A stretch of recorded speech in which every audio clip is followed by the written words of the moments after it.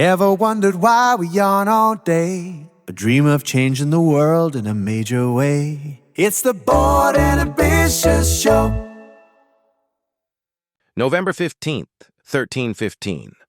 A narrow Alpine pass between a mountain and a lake in central Switzerland.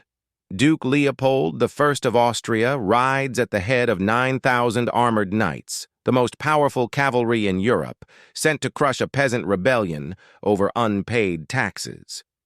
The peasants are waiting above. 1,500 of them, armed not with swords, but with halberds and pikes, long poles tipped with axe blades, weapons designed not for honorable combat, but for slaughter. As the Austrian column squeezes into the pass, the Swiss roll boulders down the mountainside. Horses scream. Knights in 80 pounds of armor cannot turn, cannot maneuver, cannot breathe. The peasants descend and begin pulling riders from their saddles, stabbing through joints in the armor. Within hours, the most powerful army in Europe lies dead in a Swiss stream. Duke Leopold barely escapes with his life, and a new reality is established. Swiss peasants can destroy mounted knights. This changes everything about European warfare and about what it means to be Swiss. There is a famous line from the film The Third Man.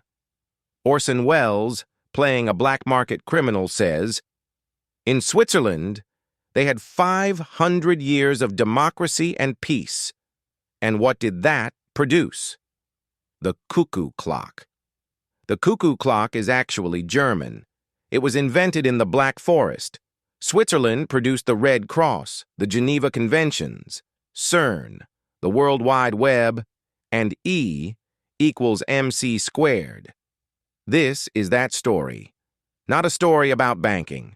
A story about what humans build when they stop destroying each other. To understand what Switzerland built, you have to understand what it survived and what it learned from surviving. 24 years before Morgarten, in 1291, the communities of Uri, Schwyz, and Unterwalden signed the Federal Charter, the Bundesbrief, a mutual defense pact. They swore to protect each other against outside aggression. They swore not to accept foreign nobles as rulers. It was not a nation, it was an arrangement. And that arrangement, refined over 7 centuries, still holds. After Morgarten, the Swiss had something valuable, a reputation for being able to fight. And they did what any practical mountain people would do. They sold it. By the late 1400s, Swiss mercenaries were the most sought-after soldiers in Europe. Swiss cantons signed contracts called capitulations with foreign powers. The Pope hired them. The King of France hired them. The Duke of Milan hired them. These were not freelance adventurers. They were employees of their canton governments, deployed abroad for profit. The mercenary trade became Switzerland's first export industry. Poor mountain communities that could barely grow enough grain to survive suddenly had cash income. In 1506, Pope Julius II hired 150 Swiss soldiers to guard the Vatican. 21 years later, when Rome was sacked in 1527, 147 of 189 Swiss guards died defending Pope Clement VII, buying him time to escape through a secret passageway. The survivors rebuilt the core. 5 centuries later, the Swiss Guard still protects the Pope, the oldest continuous military unit in the world, a living fossil of Swiss loyalty. But military exports had a ceiling.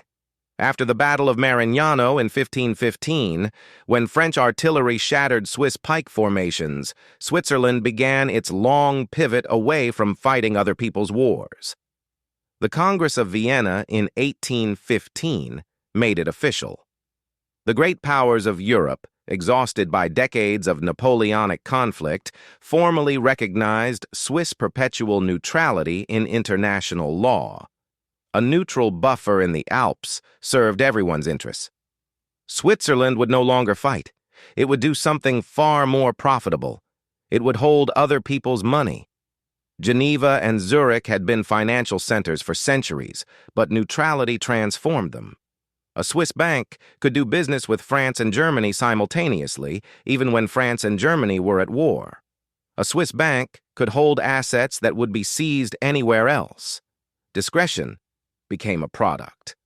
Then, in 1934, Switzerland passed the Banking Act. It made it a criminal offense for bank employees to reveal information about their clients. The timing was not coincidental. Jews fleeing Nazi Germany were moving their savings to Swiss accounts. The Nazis were pressuring Swiss banks to disclose those assets. The secrecy law was a business decision dressed as principle.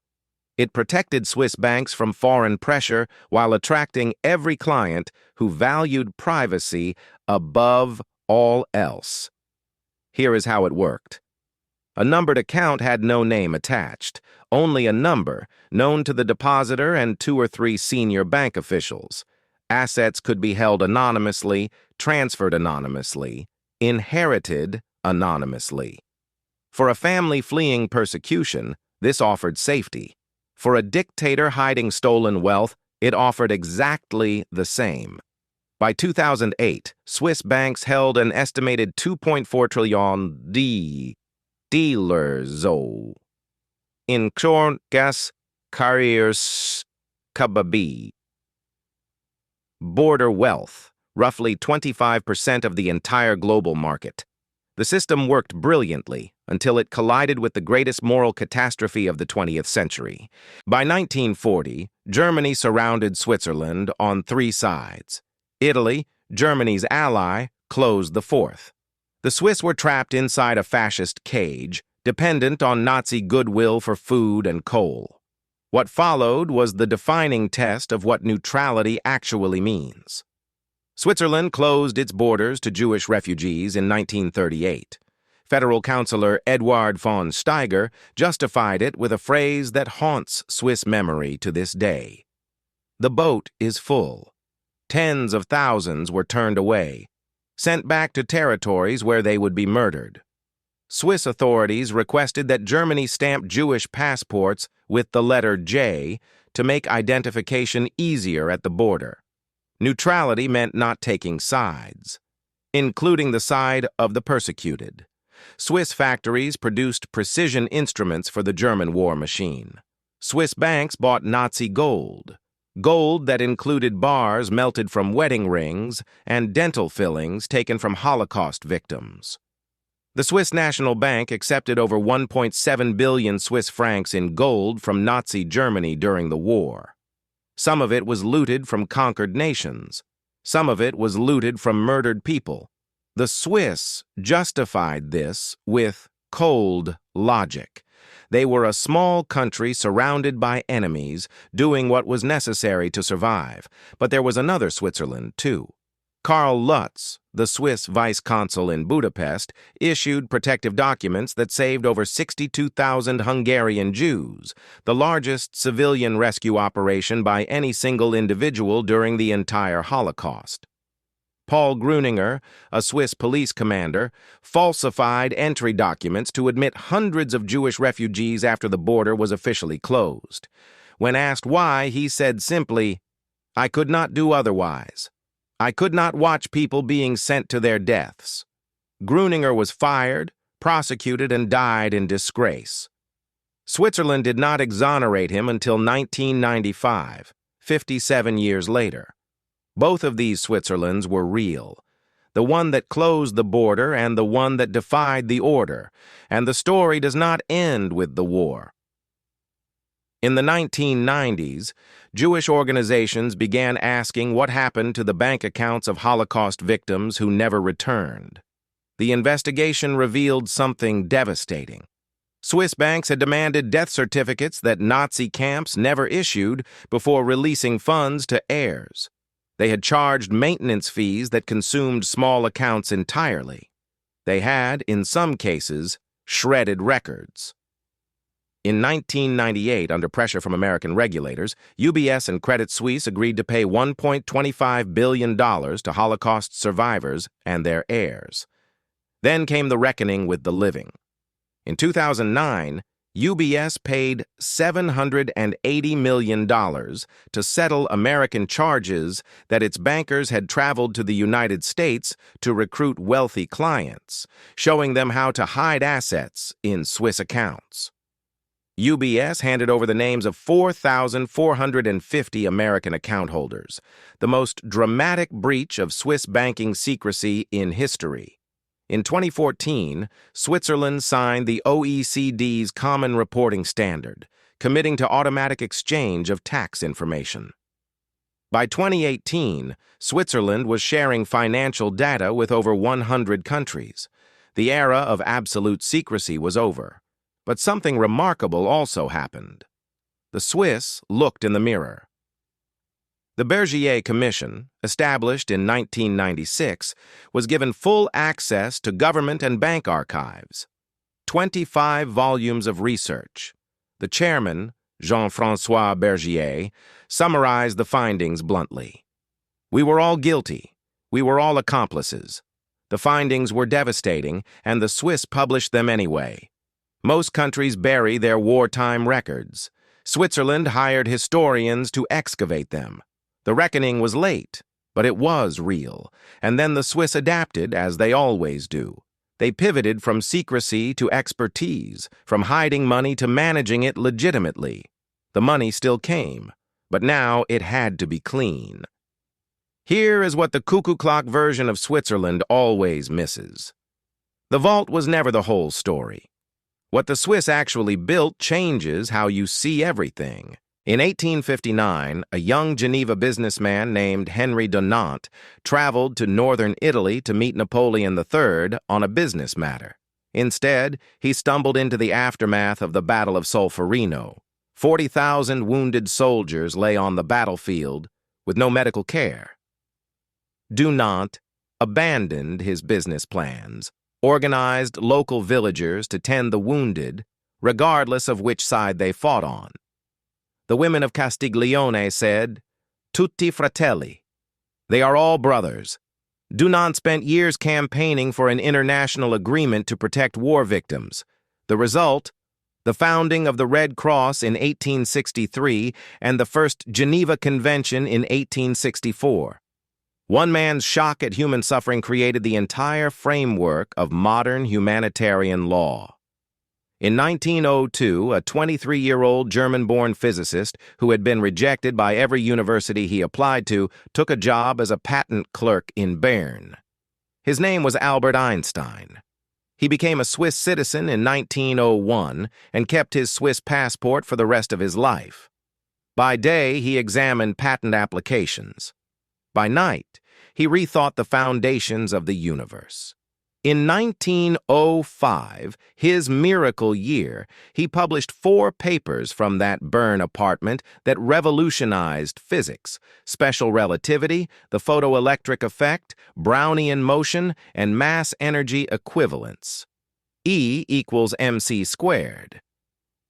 The most famous equation in history was conceived in a Swiss government office. In 1989, a British scientist named Tim Berners-Lee, working at CERN outside Geneva, submitted a proposal for an information management system. His supervisor, Mike Sendall, scribbled 3 words on the cover page: vague but exciting. That proposal became the World Wide Web. CERN could have patented it. They could have controlled it. Instead, in 1993, they released it freely to the entire world. The country that hid the world's money also gave the world the tools to share all human knowledge for nothing. In 2012, scientists at that same laboratory confirmed the existence of the Higgs boson, the particle that explains why matter has mass. The accelerator that found it runs in a 27-kilometer ring beneath Swiss pastures where cows graze. Now consider the full scope of what 8.8 million people have built.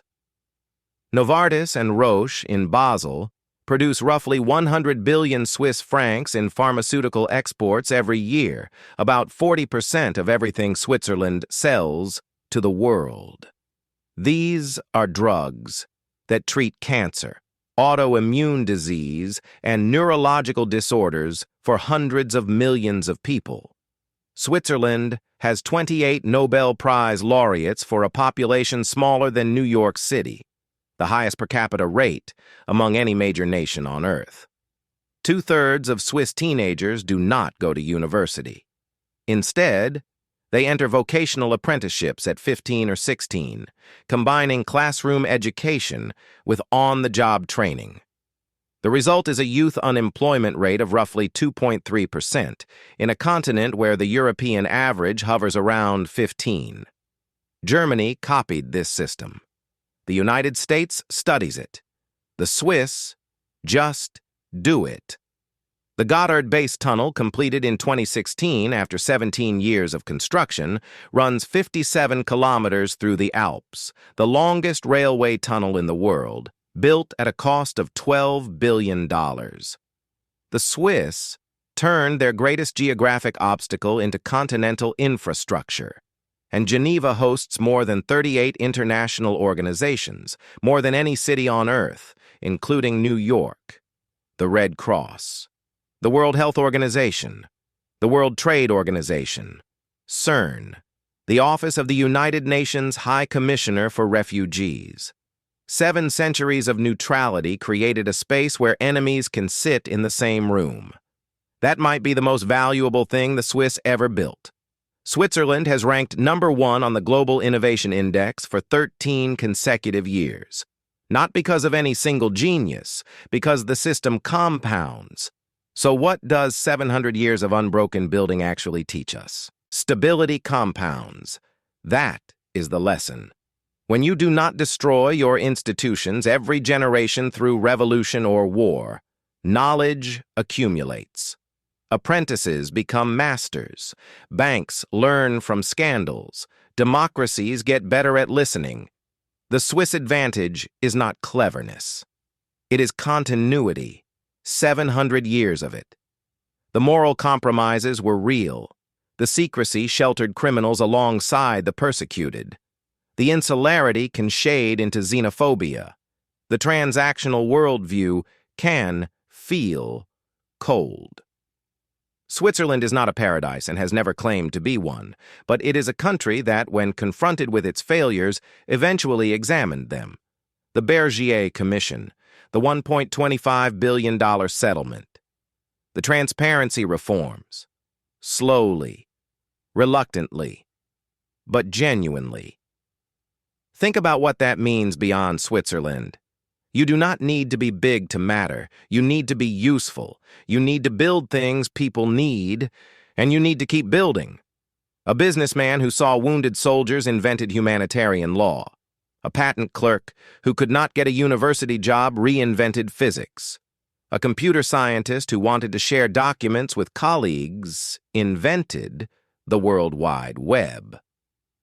Peasants who could not afford armor invented a new way to fight. Watchmakers who lost their market to quartz reinvented their entire industry. A country with no natural resources and no coastline built a pharmaceutical sector that extends millions of lives. The Alps that once isolated Swiss peasants now contain tunnels carrying the commerce of continents. The passes where armored knights died now route fiber optic cables. CERN's particle accelerator runs beneath Alpine meadows where cows still graze, smashing atoms together to understand how the universe began. Picture this. On one side, a bank vault, climate-controlled, guarded, discreet.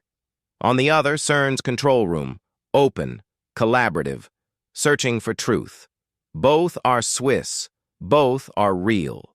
The country that hid the world's money also gave the world the tools to share all human knowledge freely. That contradiction is not a flaw in the Swiss model. It is the Swiss model. Build systems that work, adapt when they don't, never stop building. That is the story of the vault in the mountains, and of everything the Swiss built around it.